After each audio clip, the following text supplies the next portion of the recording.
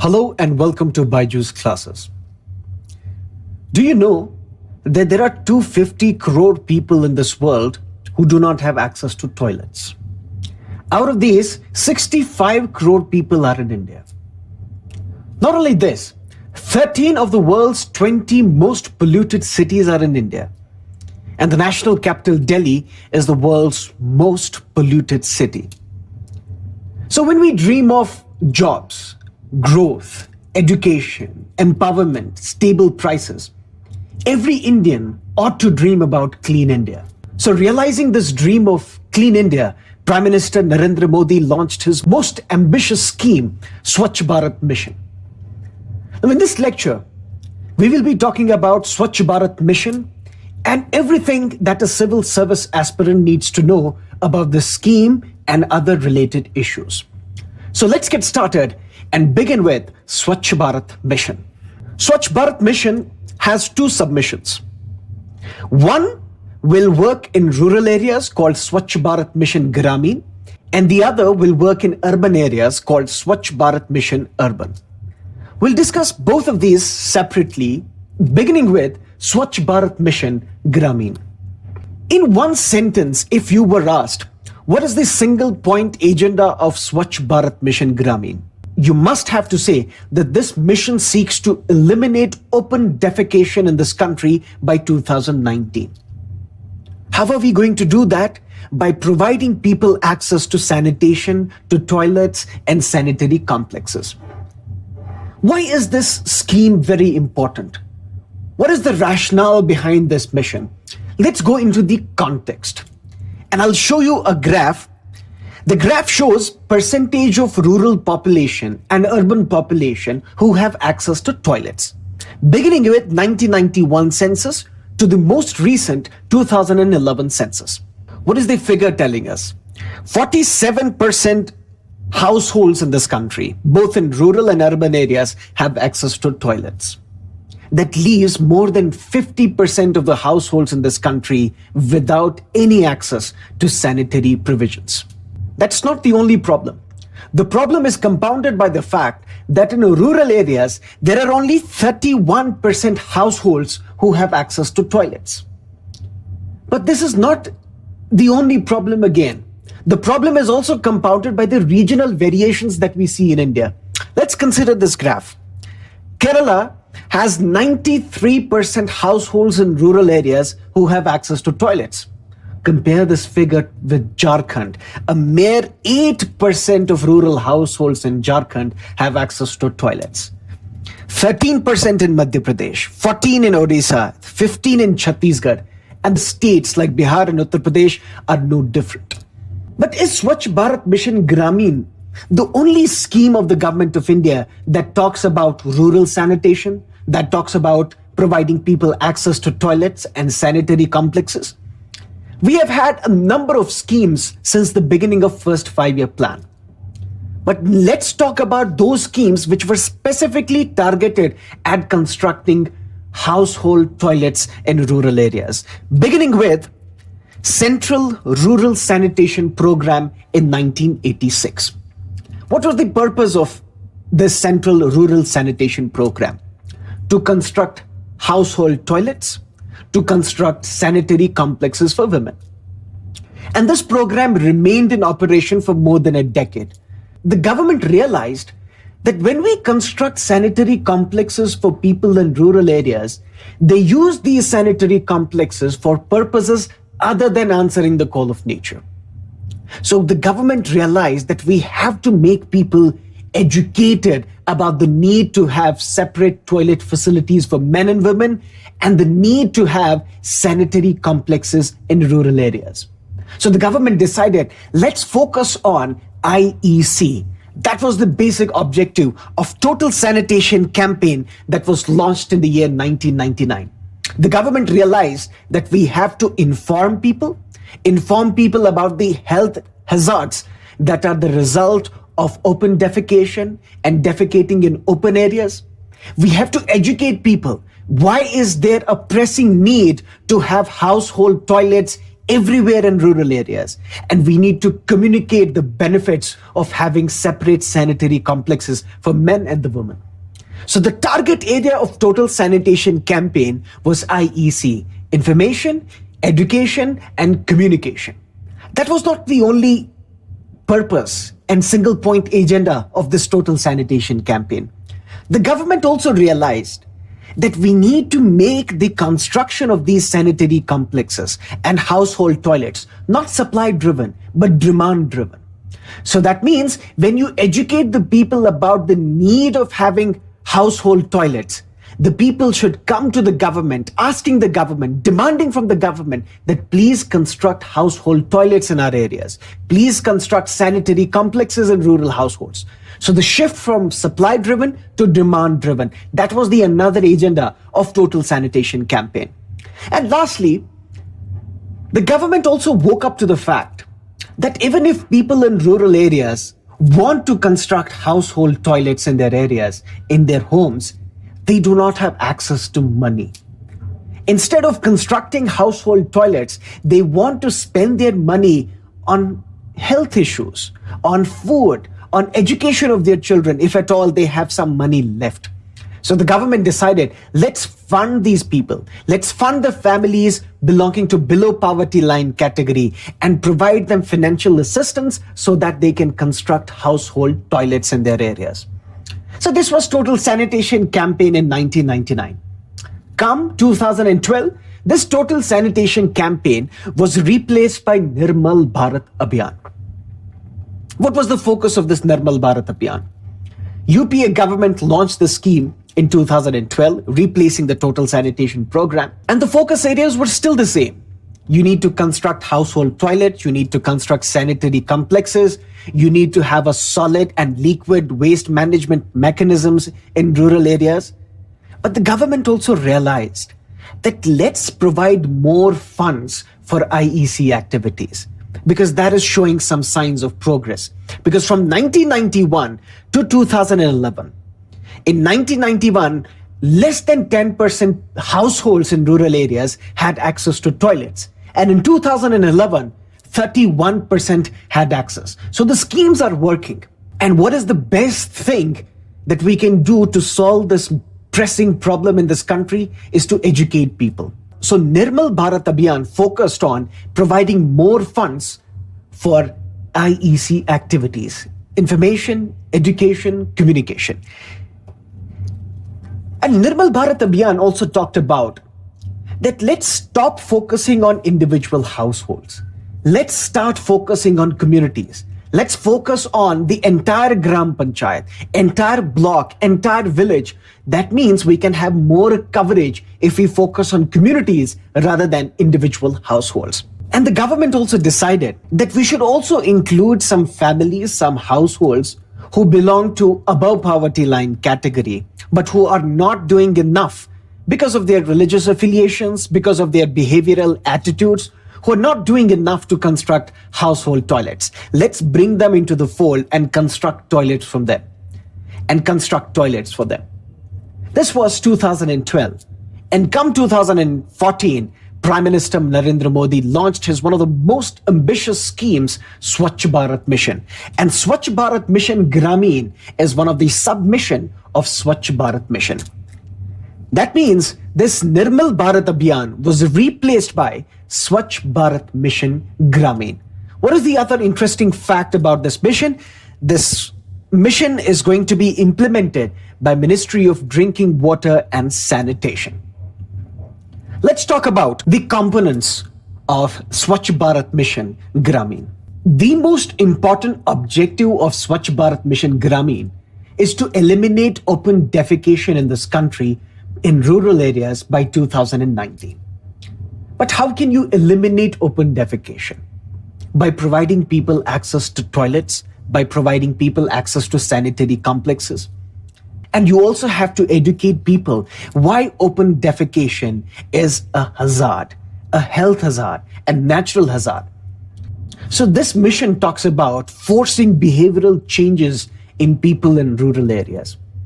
You need to tell these people in rural areas that open defecation not only We need to tell these people in rural areas that open defecation not only pollutes the ground level water, but also the agricultural products. Where do people defecate in rural areas? In absence of toilets, they defecate in the open fields or on the banks of the rivers. For example, World Bank report stated that every minute 1.1 million liters of human waste enters into River Ganga. These pathogens then enter into the human body either through the water or through the food, leading to a number of serious diseases like diarrhea. Diarrhea is the world's single largest killer of children below the age of 5. It also leads to other life-threatening diseases like typhoid, like polio, and it also hampers with the physical development of a child and also leads to impaired cognitive function. So these are some of the most drastic hazards of defecating in the open and an absence of solid and liquid waste management systems. This, when you educate the people in rural areas, this will bring behavioral changes in their attitudes, and this will result in this dream and the realization of this dream of making India a clean country. So this is one objective of Swachh Bharat Mission Gramin, to eliminate open defecation in this country by providing people access to household toilets and sanitary complexes. That's one. What is the second objective? Converting the insanitary toilets to poor flush toilets. People in rural areas not only defecate in the open fields and on the banks of the rivers, but they construct these sheds in rural areas. These sheds made of thatches or tin or steel, but these sheds do not have flush mechanisms. So entire human waste results in a heap of human waste. So this Swachh Bharat Mission Gramin focuses on this aspect as well, that you have to construct these insanitary toilets into poor flush toilets and link these toilets with sewage treatment plants so that the liquid and solid waste management is also taken care of. That's the second objective. Third objective is that these solid and liquid waste management systems have to be community owned. That means the entire community in rural areas, in villages, in gram panchayats should take lead in constructing these solid and liquid waste management systems and convert this human waste into wealth like biofertilizers. So these are some of the objectives of Swachh Bharat Mission Gramin. But single point agenda is to eliminate open defecation in rural areas by 2019. Whenever a new scheme is conceptualized by the government allocates money or tells the people of this country where will the funding for this government scheme come from. So let's look at the funding pattern. Let's take a look. The funding for Swachh Bharat Mission Gramin will come from budgetary allocations by the parliament, state legislatures, corporate social responsibility, and cess imposed on services. Now, most of you might be familiar with the first three options, but the fourth option, many amongst you might feel confused. So what do you do in this situation? You know a question and you know three options in this question are correct, you are unsure about the fourth option. So what people mostly do, they skip this question or they do incorrect marking of this question, which leads to the deduction of marks. So you need to have a thorough understanding of the entire scheme. What are the provisions of the scheme? Where will the funding come from the scheme? The funding will come from budgetary allocations of the central government, that is the parliament, yes. The funding will also have to come from the state legislatures because they are working in tandem with the central government. The funding will also come from corporate social responsibility, and the government has also constructed a Swachh Bharat Kosh. So money will be deposited into this Swachh Bharat Kosh by contributions from people like you and me, from multilateral agencies as well. And whatever you contribute under Swachh Bharat Mission to this Swachh Bharat Kosh is income tax deductible. That means you are not levied income tax on whatever denominations, whatever contributions you make to Swachh Bharat Kosh. And the government has also decided, the finance ministry in his budget speech remarked that there will be Swachh Bharat cess on services. But not all services will attract Swachh Bharat cess. But whatever service tax is incorporated as a result of this cess, those will go into funding the Swachh Bharat mission. So this option, all these options are correct. Now let's look at the other mock question regarding Swachh Bharat Mission Gramin. Statement 1, Nirmal Bharat Abhiyan has been replaced and renamed as Swachh Bharat Mission, and Swachh Bharat Mission seeks to eliminate open defecation in India by 2019. Statement 2 is correct. Everybody must be knowing about this. But what about statement 1? Swachh Bharat Mission replaced Nirmal Bharat Abhiyan? That's an incorrect statement, because Swachh Bharat Mission Gramin, which is a sub-mission under Swachh Bharat Mission, replaced Nirmal Bharat Abhiyan of 2012. So this option is wrong. Only option 2 is correct. So we talked about in this lecture first regarding Swachh Bharat Mission Gramin. Let's now shift our focus to Swachh Bharat Mission Urban. This Swachh Bharat Mission Urban would be implemented by Ministry of Urban Development, while Swachh Bharat Mission Gramin is implemented by Ministry of Drinking Water and Sanitation. What's the other issues regarding Swachh Bharat Mission Urban? There are a number of schemes of the government of India which talks about uplifting the sanitation provisions in urban areas. Let's talk about the way we talked about sanitation programs in rural areas. We talked about Total Sanitation Campaign, Central Rural Sanitation Campaign, Nirmal Bharat Abhiyan. There are also similar provisions for urban areas. Let us look at that. There are two major schemes focusing on sanitation in urban areas. Two schemes under Jawaharlal Nehru National Urban Renewal Mission. One is BSUP, Basic Services to Urban Poor. What is this Basic Services to Urban Poor? Urban poor should be given basic services like drinking water facilities and sanitation. This is the objective of BSUP under Jawaharlal Nehru National Urban Renewal Mission.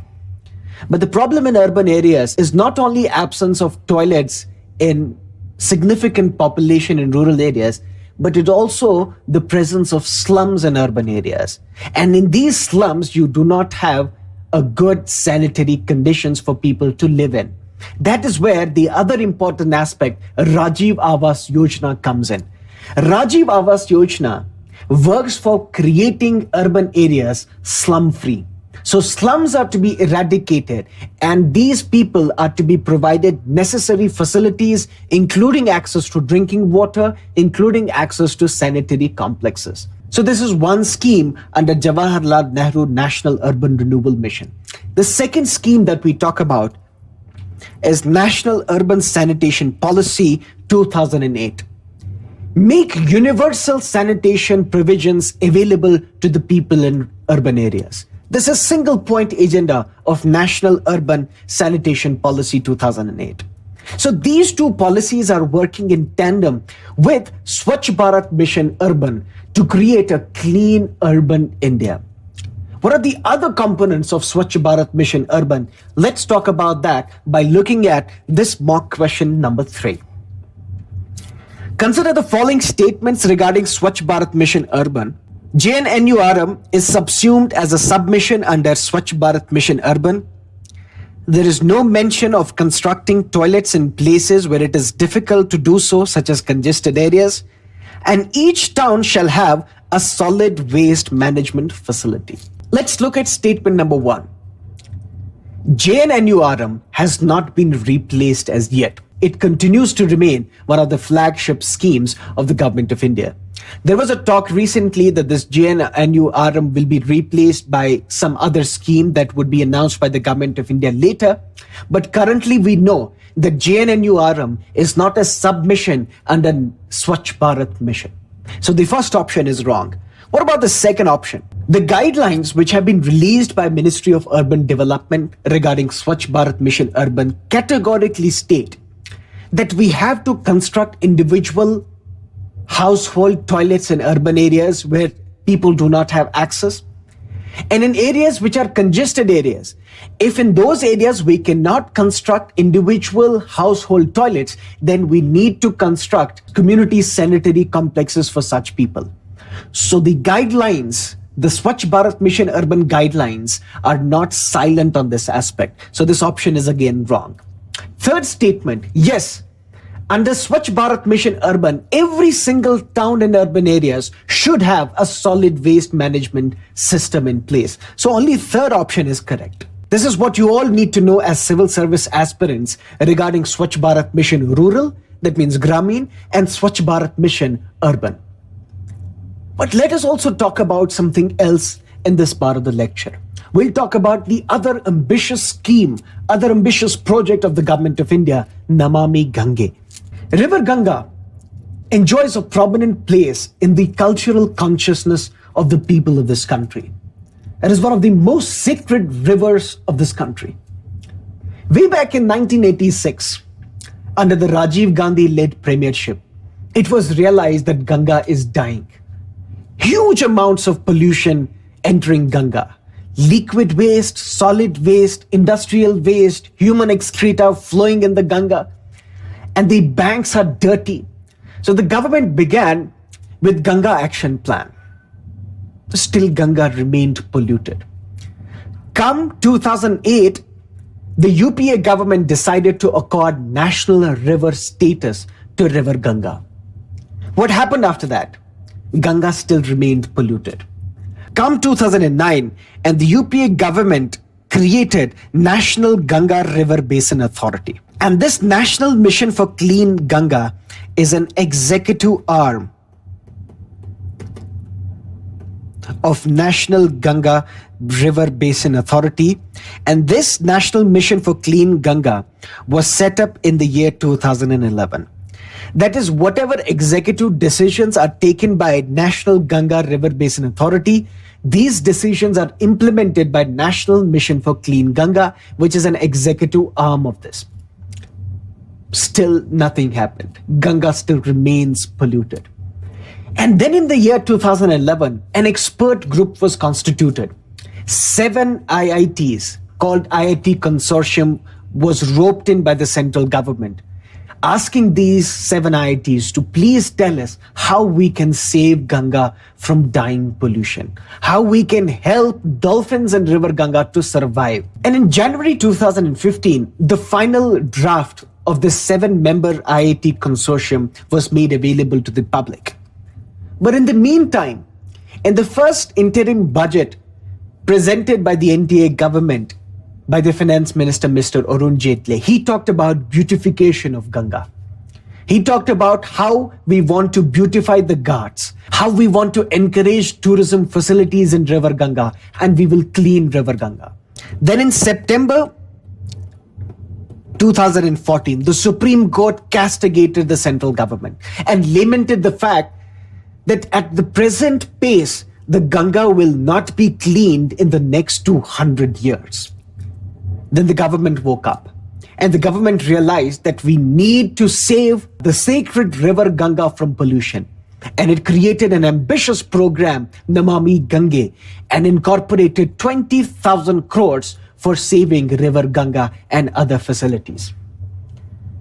So in one single sentence, what is the purpose of this Namami Gange? Let's talk about that. In simple terms, Namami Gange is an ambitious scheme of the Government of India.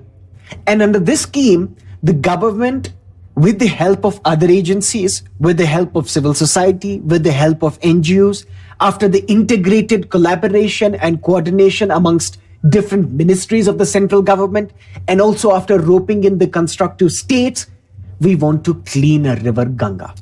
So this is a single point agenda of Namami Gange. But there are other important issues which you as civil service aspirants must need to know. So what are these issues? What is the objective of Namami Gange? Let's talk about that. Which of the following statements regarding Namami Gange are correct? The program would be implemented by the Ministry of Shipping and Transport. But this option is wrong. because this program would be implemented by National Mission for Clean Ganga, which I said is the executive arm of National Ganga River Basin Authority. But of course, in this case, the National Mission for Clean Ganga would implement Namami Gange. But other ministries are also involved. Ministry of Shipping, Ministry of Transport, Ministry of Tourism, Urban Development, Ministry of Drinking Water and Sanitation. All these ministries will combine and work together in tandem to save River Ganga. And then you will also rope in the associated states where from River Ganga flows, so that this Ganga is made clean, pure, free from pollution. But one thing to note here is that it would not be implemented by the Ministry of Shipping and Transport. To answer second statement, you must have read the draft about Namami Gange. The Namami Gange program talks about that how we can effectively monitor the cleanliness drive around River Ganga and on the river ghats. For that, the Namami Gange program will establish a 4-battalion strong territorial army, which will be called Ganga Eco Task Force. So for civil service aspirants, this second option is very important. Only 2 is correct. So this is what we need to know about Namami Gange. And there is also one significant statement. Namami Gange also talks about promotion of tourism and shipping. Tourism is to be promoted in River Ganga. How you can promote tourism? You have to make River Ganga clean for that. You have to beautify the ghats of River Ganga. And shipping is also to be encouraged in River Ganga. Now, when we talk about shipping, let's talk about other important areas in this concept. And when we talk about shipping, let's talk about other related development on this particular issue. For that, we need to have a look at mock question number 5. Match the following. These 4 are national waterways. But why are these national waterways concept important for you?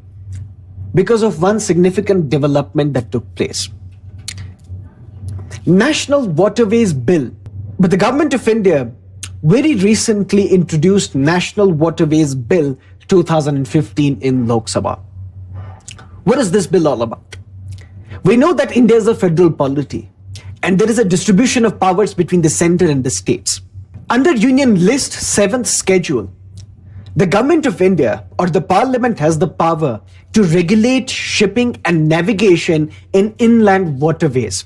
Those inland waterways which are classified as national waterways by the government of India. Now currently, there are 5 national waterways in this country. What are these? One is the Allahabad to Haldia stretch on Ganga Hooghly River. This is National Highway number 1. The second is Sadia Dhubri of Brahmaputra stretch. This is National Highway 2. Kolam Kotapuram stretch of West Coast Canal.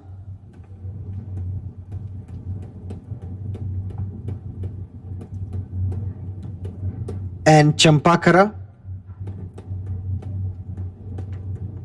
This is National Waterway 3. Talcher Damra stretch is National Waterway 5. This Talcher Damra stretch is on East Coast Canal, Mathai River, Mahanadi Delta. And then there is National Waterway 4, which is Kakinada Pondicherry stretch.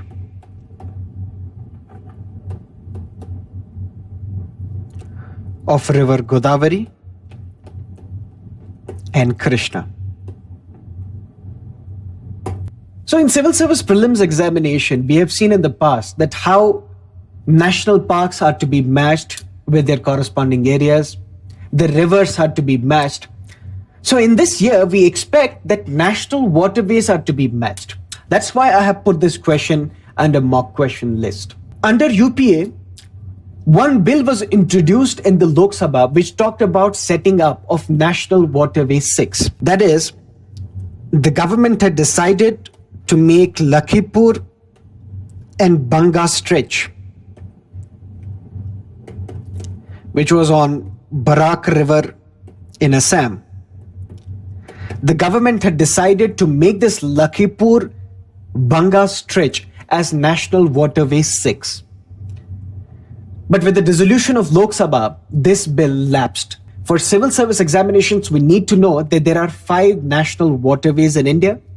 The 6th one, which the government proposed, that bill lapsed in the parliament. And we also need to know that under National Waterways Bill 2015, the government has decided to identify 101 additional national waterways.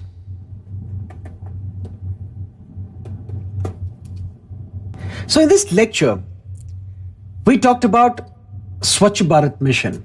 In rural areas, in urban areas, we talked about Namami Gange. We talked about National Waterways Bill 2015. But there has been some controversy regarding Namami Gange. People look at Namami Gange as some sort of religious, cultural policy of the government of India. But this is deeply dissatisfying and deeply disturbing aspect if we look at this. Because the essence of Namami Gange is to make India one of the most important economic hubs in the world. How we can do that? Let's look at this very briefly, and after your prelims examinations, we'll come up one of the most exciting discussions on this particular topic. But just to give you a hint, how Clean Ganga will help in making India an economic power. We talked about National Waterway 1. What is the stretch of National Waterway 1? Allahabad to Haldia. Allahabad, River Ganga, Haldia, River Hooghly. Where does this stretch travel through?